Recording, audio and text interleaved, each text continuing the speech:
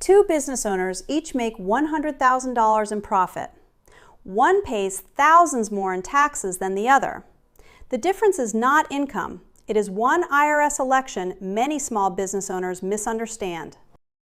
You are watching Episode 8, where we compare operating as a standard limited liability company versus electing S-Corporation tax status.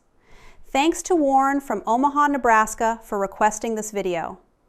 I'm Katie Sainors, Certified Financial Planner and Enrolled Agent licensed by the U.S. Department of the Treasury. Let's get going. One of the most common questions new business owners have is whether they should form an LLC or an S-Corporation. There is a frequent misunderstanding that these are two entirely different legal paths you have to choose between on day one. In reality, for most small businesses, this is not an either-or situation regarding your state legal entity. A limited liability company is a legal structure formed at the state level to protect your personal assets. An S-Corporation is generally a tax classification granted by the Internal Revenue Service.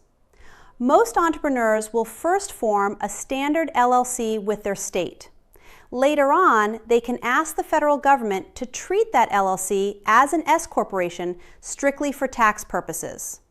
You get to keep the administrative simplicity and legal protection of your LLC while adopting the tax rules of a corporation. To understand why a business owner would go through the effort of making this change, we first need to look at how a standard LLC is taxed by default. If you are the sole owner of an LLC, the IRS considers your business a disregarded entity. This simply means the business itself does not pay taxes.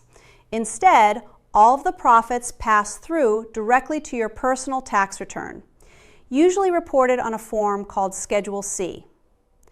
While this makes tax time fairly simple, it comes with a specific financial burden. You are required to pay standard federal and state income taxes on that profit, but you are also required to pay self-employment taxes. Self-employment tax covers your contributions to Medicare and Social Security, and the rate is 15.3%. If your standard LLC has a net profit of $10,000, you will pay 15.3% of that in self-employment taxes, plus your regular income tax. If your business has a net profit of $100,000, that 15.3% applies to the entire amount, which can result in a very large tax bill. This is where the S-Corporation election becomes relevant. When you file Form 2553 with the IRS to be taxed as an S-Corporation, you change the fundamental relationship you have with your business. You are no longer just an owner receiving pass-through profits. You legally become an employee of your own company. Because you are an employee, the IRS requires you to pay yourself a reasonable salary for the work you perform. This salary is paid to you through a formal payroll system and is reported on a W-2 at the end of the year. This portion of your income is subject to standard payroll taxes, which is the equivalent of the self-employment tax you were paying before. The tax benefit happens with the remaining profit left in the business after your salary and other expenses are paid. You can take that remaining money out of the business as an owner distribution. In most cases, owner distributions are not subject to that 15.3% self-employment tax. They are only subject to standard income tax. For example, if your business has $100,000 in profit and you determine that a reasonable salary for your role is $60,000, you will pay the payroll taxes on that $60,000. The remaining $40,000 can be taken as a distribution, and you generally avoid paying the Medicare and Social Security taxes on that specific portion. This division of income is the primary reason business owners make the election. However, you cannot simply set your salary to zero and take everything as a distribution to avoid taxes entirely. The IRS requires your salary to be reasonable, which generally means it must align with what you would have to pay someone else to do your exact job.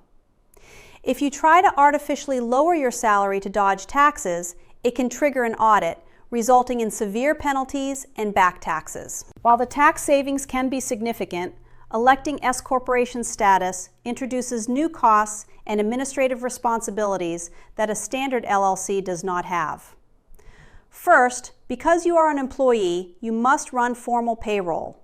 You cannot simply transfer money from your business checking account to your personal account and call it a salary.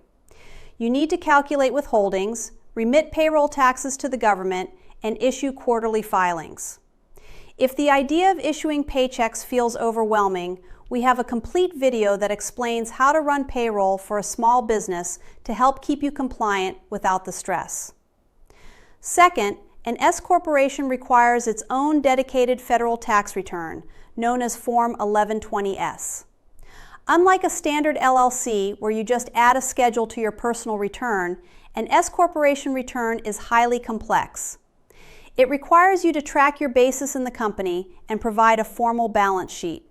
You will almost certainly need to hire a licensed tax professional to prepare this return, which is an additional annual expense.